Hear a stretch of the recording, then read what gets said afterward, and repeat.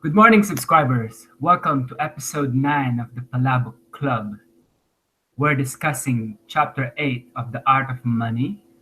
It's money as the spiritual level of a money practice. It's Oliver here in Sydney.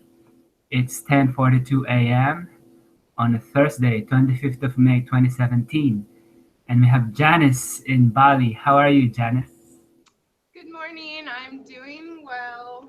It is 8:42 a.m. here. So I've got my coffee and it is an absolutely beautiful day here in Ubud. I'm very happy. Awesome.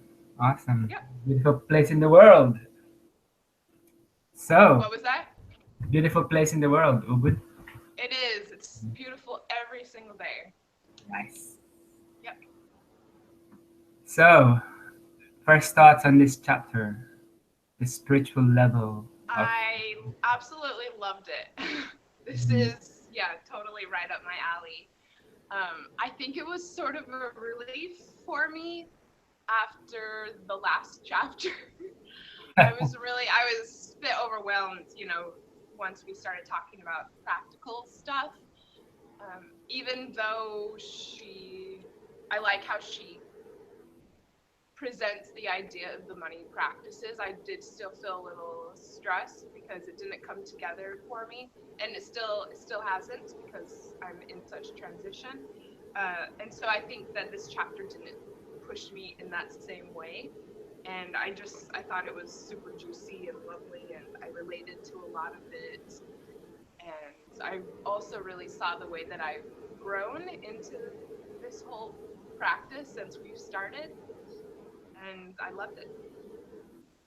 Awesome. Yeah, Yeah, what yeah. about you? Well, as you know, I've been to what we call a down period the past week or so. And in a way, this chapter is quite perfect for it because this chapter talks about bringing consciousness to what is, whatever's happening. And yeah, and it's how yeah, I could kind of relate to, like, when in this down period I didn't try to fix myself. I just tried to live in fully in the moment. And I think that's what she says when doing anything, feeling anything. Once we infuse a certain level of awareness and consciousness, it becomes a spiritual practice, even like washing the dishes. So in my this would be a funny way of doing it. So in my down, even not wanting to get out of bed, if I'm really in it, can be a spiritual practice. Well, getting Feeling out of depressed. bed is a spiritual practice. It is for me, at least. Yeah, Mhm. it's But yeah, when I you're. know how much it can suck when you're not feeling it. Yeah, yeah, but it's all part of the, as you say, it's all grist for the meal of awakening, right? Yeah. So shall we go to our highlights, or unless you want to say something more as a preliminary? No, just that the first thing that I highlighted actually corresponds directly to what you're saying. Mm-hmm. She says, when we approach any aspect of our life with awareness, openness, and commitment to presence, it can become a genuine spiritual practice. Mm, That was my yeah. first highlight. Mm. And it's true. So how? Through mindfulness, oh, go Mm-hmm. ahead. No, no, Through go. mindfulness and heart, washing the dishes becomes a meditation, gardening becomes a devotional practice. Even paying your bills or reconciling your accounts can become an intimate, vulnerable practice of bringing your fullest, most essential self to the world. Mm. I've actually started making a bit of a practice out of checking my balance. Mm. I used to do it, I don't know, I swing back and forth between never doing it or sort of obsessively doing it. And since starting this work, I've actually just committed to doing it maybe twice a week. Um, directly after doing a body check-in, and it's been really good. And so I think actually yesterday was the first time of my week.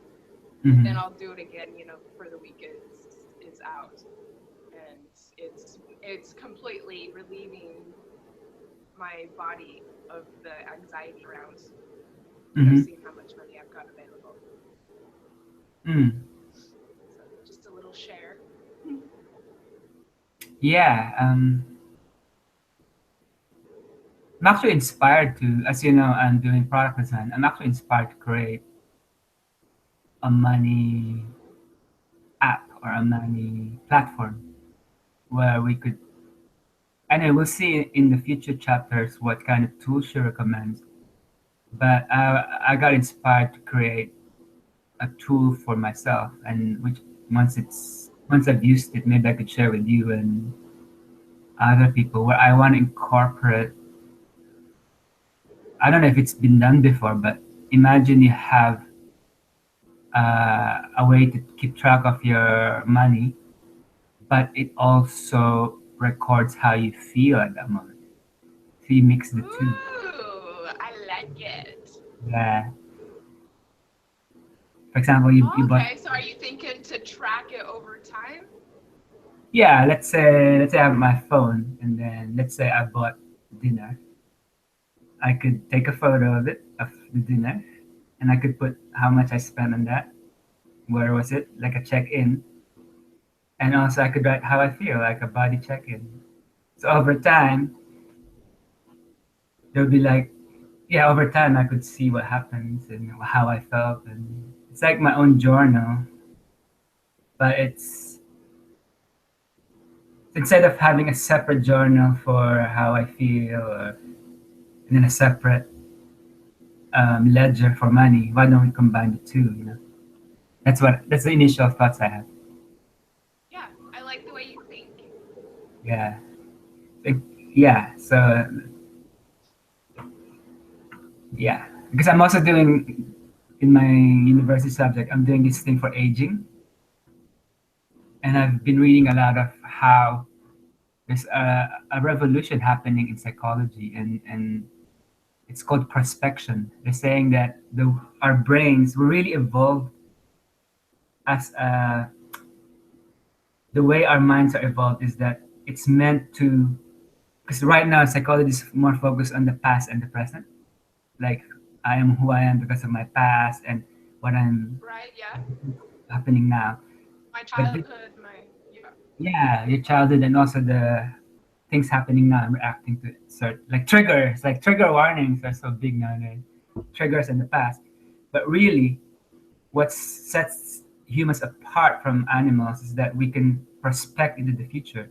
In fact, our Future. brain, yeah, the more neuroscience is discovering, the brain is really predicting futures, possible futures.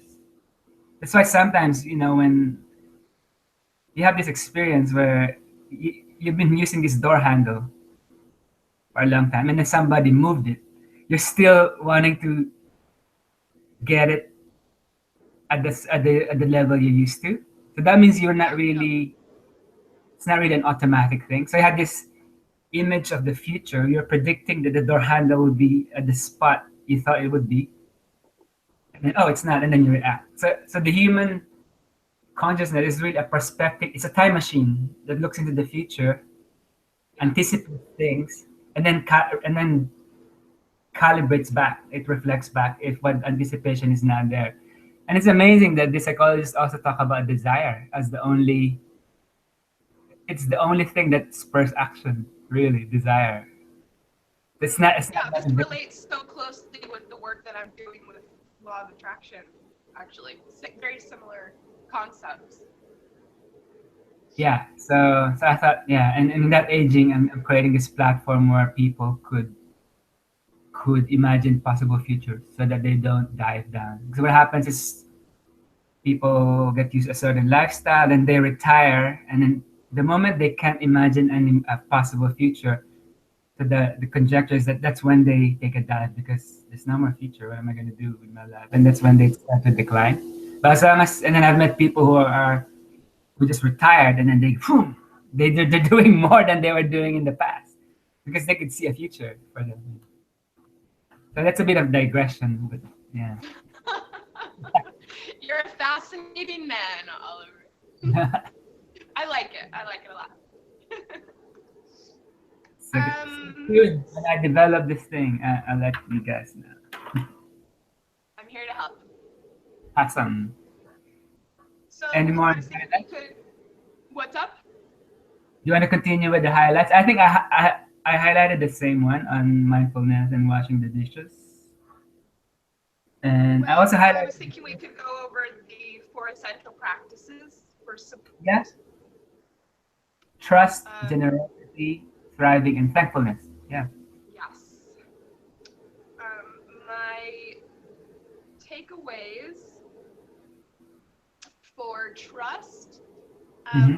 was my recent experiences with meditation, which is a practice in trust. Mm-hmm. Oh yes, meditation as well. That's one of the many reasons that I started and that I love practicing orgasmic meditation is because it's helped me with trust. Mm-hmm. But I'm not practicing whilst I'm in Bali, and so I picked up seated meditation. Yeah. I am someone who struggles with anxiety, and so even though cognitively I've always wanted to pick do a meditation practice, it's Mm-hmm. something that's been really challenging to me because sitting for a certain amount of time is sort of something that makes me quite nervous. But I decided to use this time, while I'm traveling to finally pick it up, Mm-hmm. which is yet another shout out to the Insight timer, because we should pay. We should I pay not you for only use that, endorsement. I know we should become sponsors. um, or no, we should sponsor them. I don't know. I also got turned on to this 6-part meditation, and now I do it every single day. And it has just completely changed every aspect of my life, really. When you start your day out with that type of meditation practice, it's really made me trust a lot of the other Mm. aspects that I'm faced with daily, totally including my finances and my money, and just sort of knowing, having faith that things are going to work out. So I did, and she says to find some type of practice that helps you gain more trust and that it will, sort of infuse itself into your relationship with your money. And I just wanted to say that that's definitely been my experience. Mm. And also that it absolutely didn't happen overnight. I mean, I really had to make myself do it at first, probably for the first couple of weeks. I had Mm-hmm. to really put it on my to-do list to make myself sit. And now it's to the point where I can't even really get on Awesome. with my day before I do it. Yep. Cool. Mm-hmm. Yeah. And for me, I'll share the screen. It's funny, like because I was in a down mode. So look at what I highlighted. I highlighted trust does not whitewash the pain or reality of the situations, but infuses the challenge with a little spaciousness and ease, so we can move through the difficult times. As Pema Chodron writes, we think that the point is to pass the test or overcome the problem, but the truth is that things don't really get solved. They come together and they fall apart. Then they come together again and fall apart again. It's just like that. The healing, Totally. the healing comes from letting there be room for all of this to happen. Room for grief, for relief, for misery, for joy. Yes, that's how yeah. I guess part of my anxiety of the future was I was trying to solve certain things, but when I just let go, it seems to ease up. Like, yeah. when I let go of the pressure to resolve issues, and in a magic kind of way, they kind of resolve themselves by not trying to resolve them. The human mind is just such a trap, really. It's so true. It's I it's think so that's, counterintuitive, having, but it's full of intuition. It's crazy.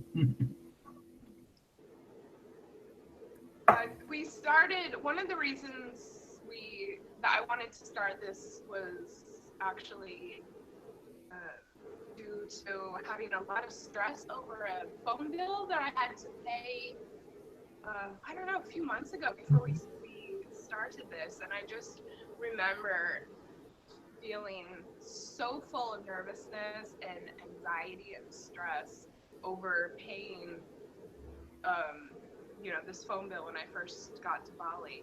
Hmm. And I will say I had a similar experience this past week with the same phone bill, and it was completely gone to the point that I actually also paid for next month already.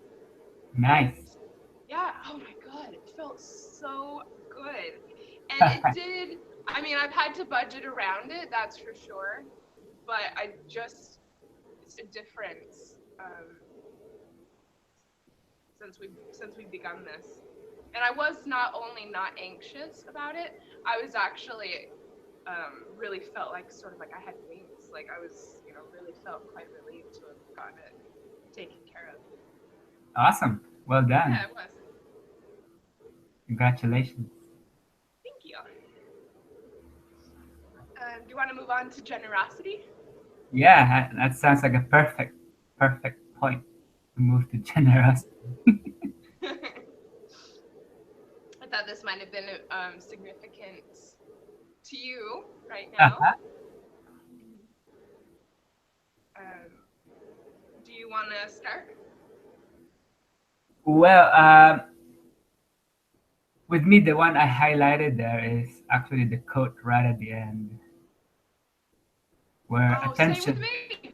yeah, is the rarest and purest form of generosity. Yeah. Um, yeah, and I think that more than anything else, I think it's attention that's really appreciated by people, and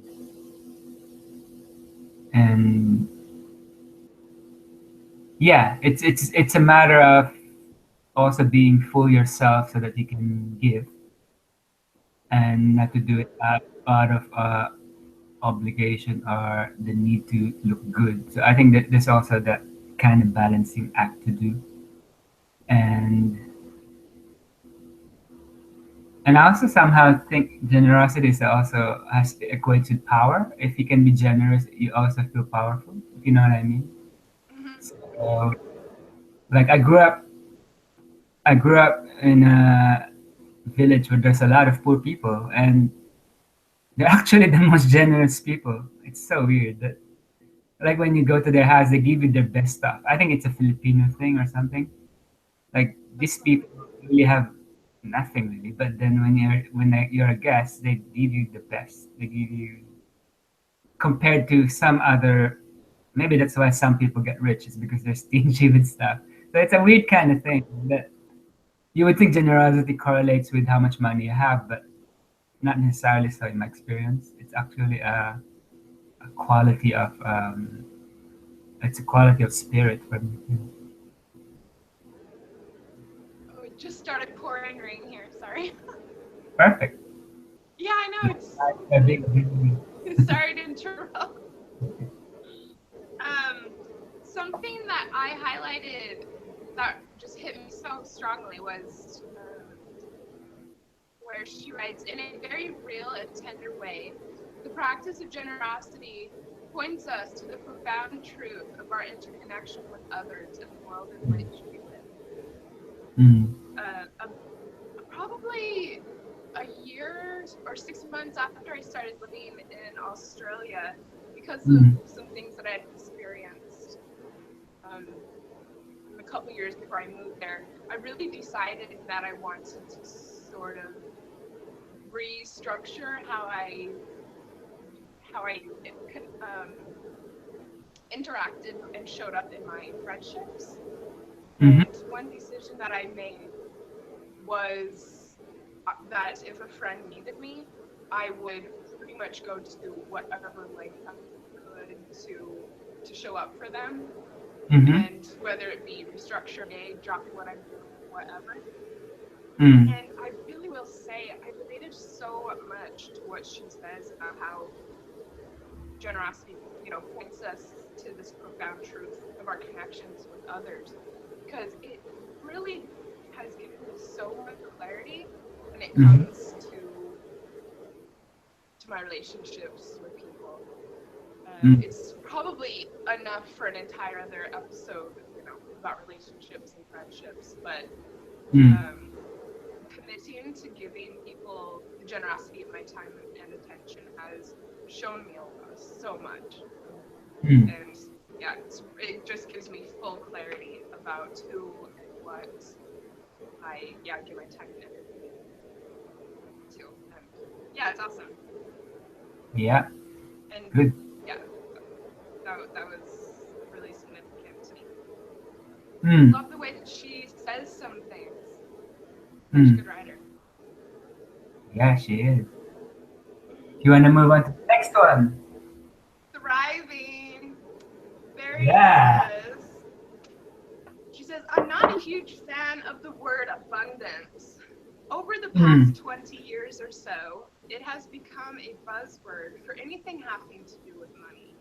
I prefer the word thriving to describe that incredibly powerful and essential human experience marked by dignity, joy, and resilience.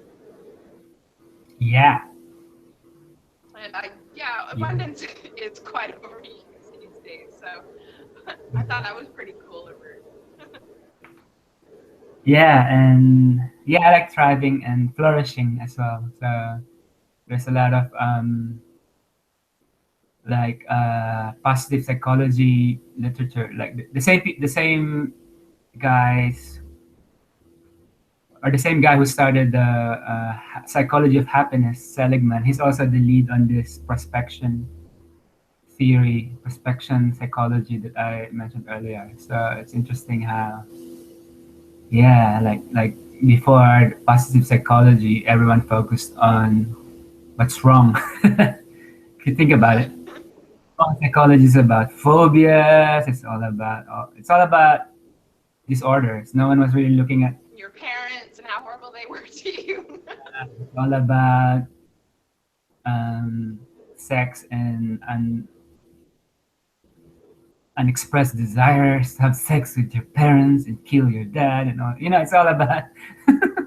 If you look at psychology of the past, and then they discovered psychology of happiness. But then Seligman says somehow it's not enough because really like desire is future oriented. So that's when they started to think of prospection theory. And speaking of Thrive, I was thinking one of the books we could review in the future is Thrive by Ariana Huffington. So it might be a good follow up to this book. Oh, Uh, it's a perfect segue if you can think about it. Are you still there? I think you've frozen a bit. I Oh, you're back. Uh, it's gone again. Can you? one thing that I highlighted was when she asked, "What do I need to thrive?" Uh huh. And it, people person that You're breaking really up. Can you repeat what you inspired said? me. Can you repeat what you said? You broke up.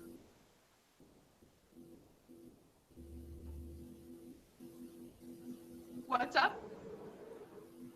Yeah, the signal is not that good. Can you say what you? Can you repeat it? Can you repeat what you said? Okay. Tell me if you need me to stop again. Okay, Is this start better? speaking now. Yeah, Is this better? yeah. And so I was just asking myself what I needed to thrive, and I Mm-hmm. came up with a couple fun things.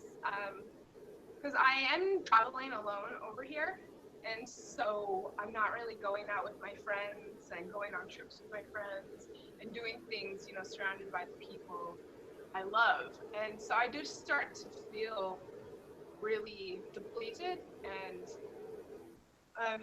just everyone likes to give me unasked for advice, and I was getting lots of, oh, you should do this, or you should do this, or just it wasn't really working for me. Yeah, I started just feeling like so just stale and flat, and I was kind of like at one point said fuck it. And about a month and a half ago, I've just started taking myself out on dates, about either once a week or every time that I get paid. Mm. And I document them on Instagram every time that I go.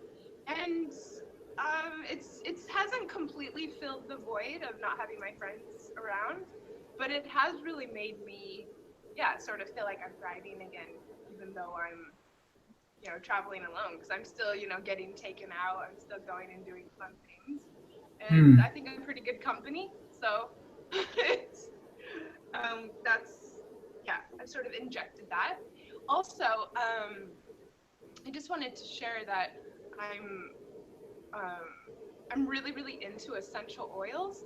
I just always been completely sort of not obsessed, but really interested in them and just really like having them around. And I don't know, it's just something that I've always thought so luxurious. But I've never really gotten to the point that I have a large collection of them, either because I don't know, the ones I wanted were too expensive, or I started traveling and so I didn't keep up the collection, or the ones that were available to me I didn't think were high enough quality. I don't know. It's always been something that I've really, really wanted. Yay! Yes, exactly. And Got my own I infuser. have been, yes. And I've been a bit shorter on money since I've been traveling, sort of naturally. But I'm also in Bali, which is this super luxurious but super affordable place. And Mm. there is a shop that makes essential oils about a 5-minute walk from where I live. And I mean, when I say affordable, they are like between $2 and $5 a bottle, but they're very good quality. They make them here.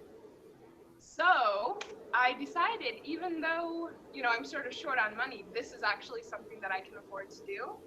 And so I've been getting myself a bottle like every time I get paid. I buy another bottle and I keep them here on my shelf. And really, I feel like rich. It's making me, it's really infusing this juiciness and just this feeling of like, look at, these luxurious things that I have. And like, I even have frankincense, which Nice. is one of the more expensive ones. Yeah. So it was just something that I decided to do for myself to, you know, make me feel like, I'm sort of rocking it, Yeah. even though it's been a bit rough. And yeah, I definitely feel like I'm thriving between, the date nights and the essential oils. Yeah, I agree. Like that's why I have infusers as well. Like I think smell is kind of underrated in our society. We're very visual.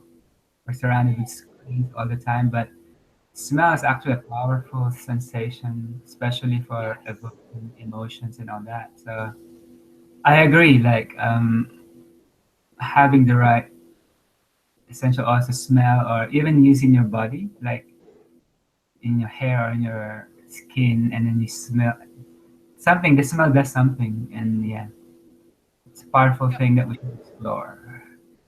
And I have this rose water from the same place, and I spray it on my face every morning. It's good. So I'm gonna have some. I'm gonna show my feminine side. I also have rose water. Yeah. Just spray it like that, I right? love it so much. Yeah. It's supposed to be good for your skin too. I just find it refreshing. Yeah, totally. Hold on, I gotta close the door. It is pouring. Mm.